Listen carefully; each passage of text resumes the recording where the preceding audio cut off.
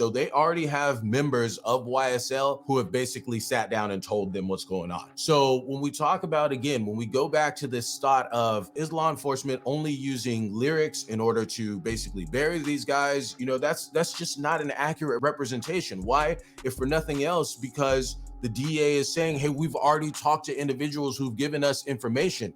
And so you may be asking, well, how does this end up going down? What happens a lot of times when you have these organizations and you end up having somebody who tells, who provides information, or who snitches, what happens is they'll get popped for something. It could be something minor or it can be something big. We were talking about this possession of methamphetamine with intent to distribute. Let's just say law enforcement end up getting a search warrant. They go to one of these individuals' houses and they execute the search warrant and they conduct a search. They rip the house apart. So they find a bunch of methamphetamine. They're going to get arrested and they're going to be threatened with the charge of possession of methamphetamine. And if it's a large amount and that person already has prior criminal history, then they could be looking at decades in prison. So they could be looking at 10 years, 15 years, 20 years, just kind of depending on the amount of drugs, any other allegations, and what their criminal history was. So when you have an individual who is facing a lot of time, one way that they can get them to provide information, because, generally speaking, they're going to hold out in the beginning, right? If you're sticking to the G code, you're going to be silent. You're not going to say anything. You're a G.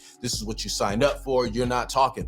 But then it gets to the point where those days are rolling by, and the very people who are supposed to be supporting you, they haven't put any money on your books. You haven't seen your girlfriend or your wife. Now it's been a few months. So you're seeing your kids through visits. That's if your girlfriend or your wife even brings your kids to the visit. And the time is ticking by. They're not writing letters. They're not showing up. There is no support. And what does anybody want in that situation? Freedom. Nobody wants to just be detained while everybody else is out and living life. You're seeing posts on social media, you're seeing videos, you're seeing all this stuff going on. And so when your lawyer tells you, hey, well, it sounds like if you have information, they might be interested in listening to it. Well, if I tell you everything I know, what are you gonna do for me? You're looking at 20 years. We'll get you out in 10. We'll get you out in 18 months, whatever the deal might ultimately be. So then they're doing this analysis. They're weighing their options. Do I tell on my boys? Do I tell on my hood? Do I live with being labeled a snitch, but I'd be free? Or do I just take this time, how they say, take this time like a G and stay silent?